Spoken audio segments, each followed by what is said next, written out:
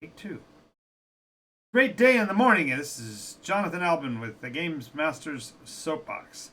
Alrighty, folks, we're on our way today, and we are going to be talking about how games saved my life.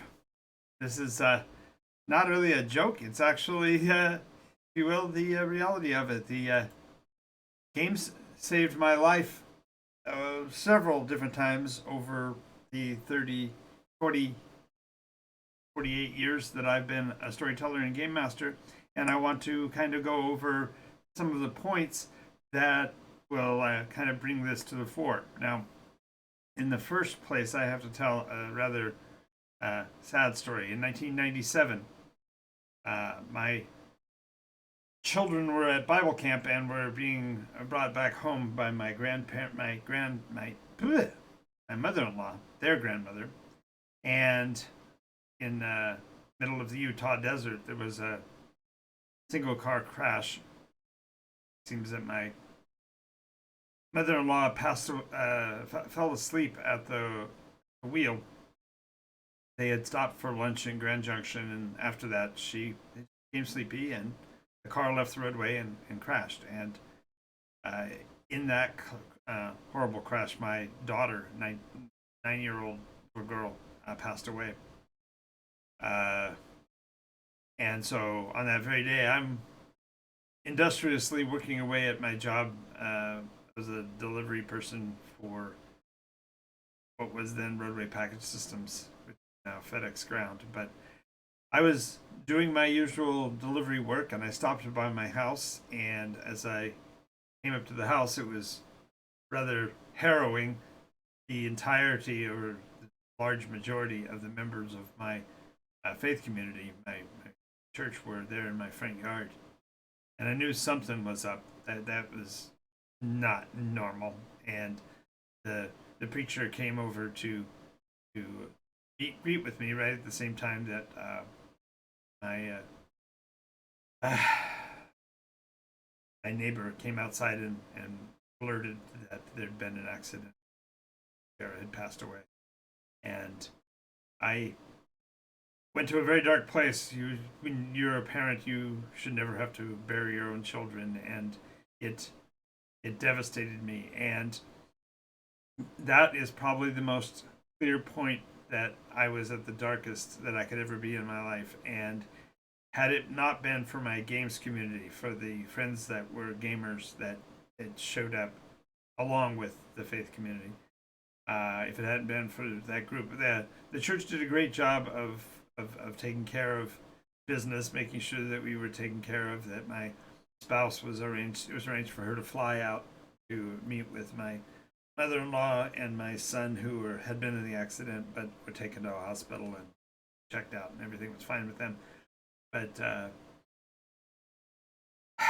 it was rough. And what I found fascinating is that my faith community, my church members, and everybody who was glad to be there and be of help, and they were.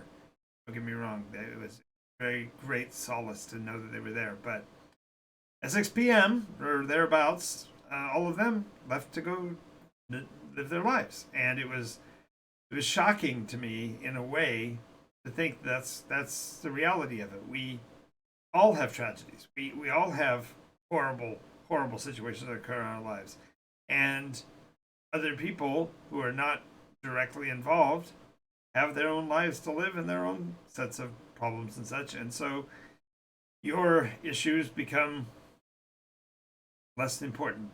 So they all left, and I was at the house, and I would have been by myself, except my games group, as I had said, showed up in mass. And there must have been 8 or 10 people there that were in my regular games group. And me start this off now. I know this is not my usual format, and it's not something I normally talk a lot about, but it's coming up on my birthday in a couple of weeks, 3 weeks, and it made me start to think about. I'll be 60 as of this year, and she didn't even make it to 10. So the games mastery gave me control. My life at that moment, in such despair, and I was even spouting things that were really not good things to hear. And it's trigger warning, I suppose, let people know that this is a dark place, but it's got a bright finish. So just realize that they told me, they said, you can't, because we need you to tell your story. We've got our lives are wrapped up in these personalities we've created for this game, and there's stories to tell. You have a lot more to share. You can't. You have to stick. You have to hold on. And it gave me a control. It gave me a way to. I couldn't make sense of it. You can't make sense of something like that. You can't. It's just reality. So what you do instead is you grab a hold of it with both hands and you say, okay, I'm going to be okay. I'm going to be fine. There are frameworks, and there were more, if you will, lives on the line than one in a very real sense, because these players were all also people that had their own challenges and stuff, and role play games gave them an avenue for expressing the angst and the frustration and the challenges. I can't tell you how many times in a game session people grab a hold and use their characters as a device for transmitting and processing and working through the difficulties in their lives. And it gave me back, particularly gave me back control. And that was something that was really necessary for me. And had they not been there, I don't know what I would have done. But it also gave me community. I've probably rattled off before on how many times I moved when I was a young man. I went to 22 different grade schools. I went to 6 different high schools across 11 different states. And there was always the outsider looking in kind of feeling that I had, because I was always the new kid. I was always the person that wasn't part of the cliques.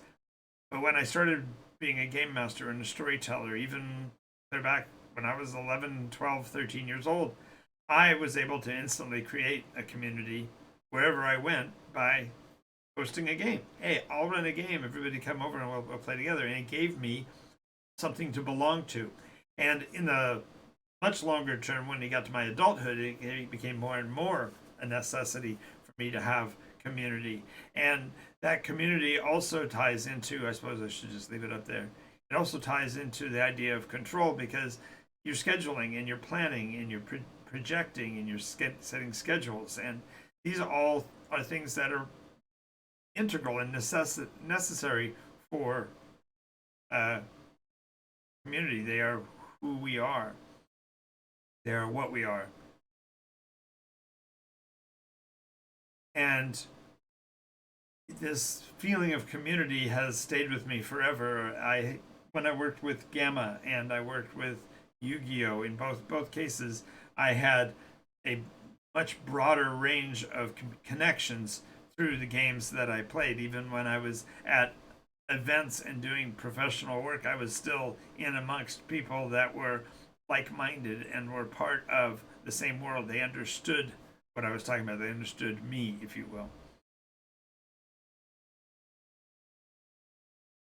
Also, and this goes back to that specific day, we played a game that night. I know that sounds possibly askew. Everybody grieves differently, but I had to get out of my headspace and get to someplace else. And so I retreated in that moment and have from time to time gone back to that place, if you will, in that I took my players to Nikos. We went to a world where we actually do have control of our lives. We do have agency. The things that we do matter. You can't fix a situation like that. You can't undo what has happened. The most you can hope for is to survive it and thrive despite it. And by being able to set up an event and a series of games and to run a campaign and to know that there's things beyond what's happening today, and there are things that players and storytellers can actually do to change their life, made games ultimately more important to me than they had been before, if that's even possible.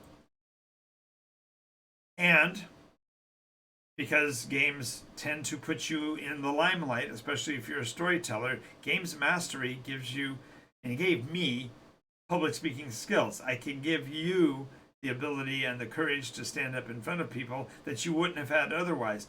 And they say that even above the fear of snakes and spiders and falling, humanity fears public speaking skills because it fears to be in front of other people and presenting information, because it is a terrifying place to be. You're no longer safe. You are in scrutiny.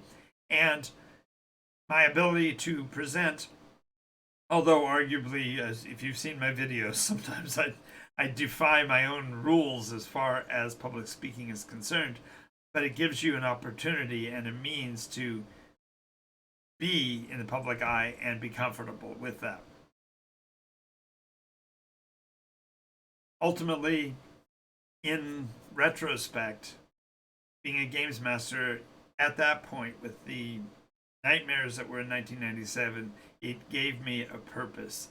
It gave me a reason to want to help others get through the same kind of things that I'd gone through, how to get to a good place, how to lift yourself out of those kind of doldrums, and gave me a purpose.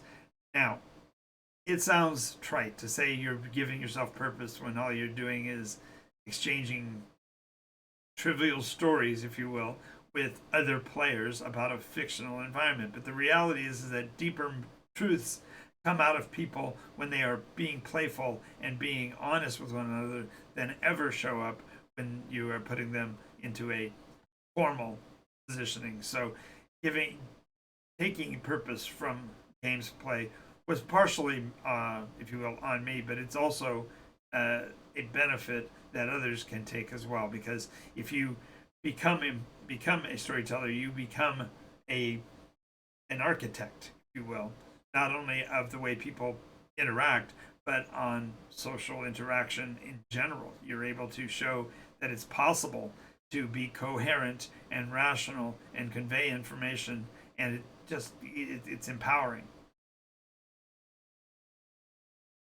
Now, in my case, Games Mastery became an outlet too, because it gave me a framework, a place from which to speak, so that people would have a reason to want to hear what I have to say. Now, I know this is a little unconventional because it isn't necessarily talking about role play games personally, and I may be oversharing here, but it gave me an outlet so that I can let my friends and my associates and my fans, if you will, know that you can make it too. You can get through the difficulties in your life. You can gain the skills and the wherewithal and the patience and all of the things I've talked about already.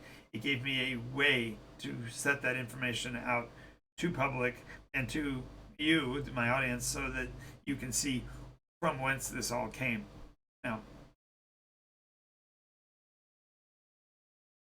oops, the direction. What all this comes down to is that we need to give everybody a chance to reveal themselves. We need to be able to be ourselves. And when we were children, there wasn't hiding who we were. We were unfiltered. We were absolutely honest. And so by having a place in a role-playing environment, in a games community, you have the chance to reveal yourself. You have a chance to be seen for who you are, without the judgment, without the limitations, without the barriers or boundaries. The mechanics of a role-play game take down all of the defenses and give you a forum for which you can expand and express and explore yourself, and more importantly, you can be able to bear that soul and be where everybody else is. And the real punchline of this all, is one reason why I wanted to present this video, is that you may not be a game master yet. You may not yet have the courage to do that. You may be sitting and planning and plotting and drawing your maps and writing the backgrounds and thinking about what the world's going to be like. But the reality is that you need to go ahead and just jump off that. You need to take the risk. You need to make your play. You need to get your story out there. And if I can do nothing else but convey to game masters that this is okay. This is a position of strength you are coming at. It isn't trivial. It's not just a silly little game. It can be life and death.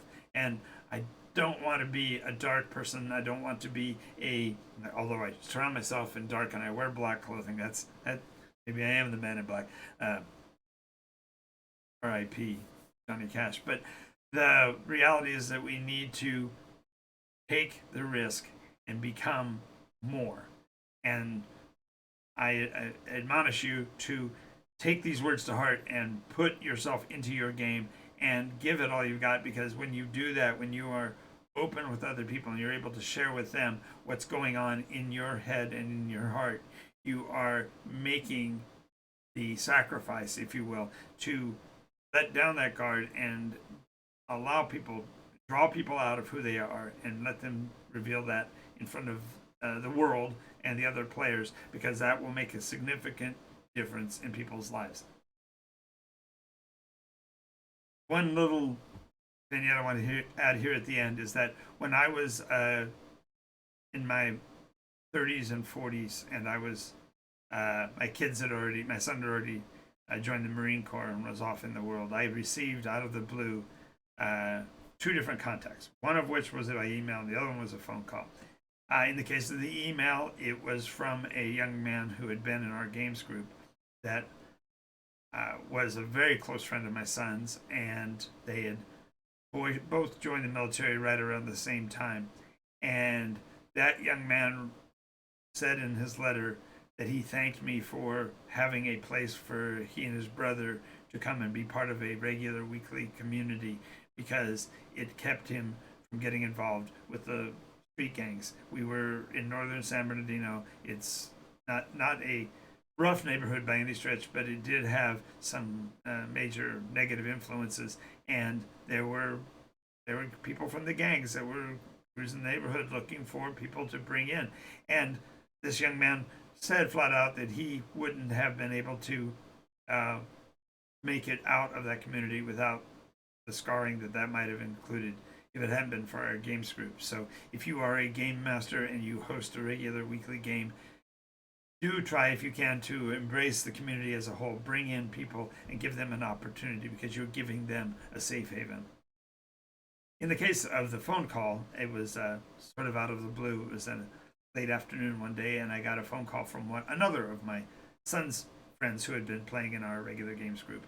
And he just wanted me to know that the games that we were involved with at that time, it really let him frame his own mindset so that he would eventually follow a very different path. And he went on to become instrumental in his community and eventually went into ministry. And he said that the ability to stand up in front of a group and give a presentation only came about because he'd been able to, in a games group, state his opinions, get his nose rubbed in it a little bit, maybe in some cases, but he learned how to handle that social interaction. And it was in our games group that he did that. And he didn't get a chance when he was young to tell me that. And he wanted to call and tell me. So all of this comes down to this.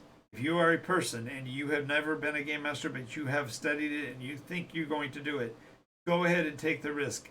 Schedule an event, tell your friends about it, tell your community about it, and give it your best, because taking that risk and making your play will put you in a better position than you would ever think possible.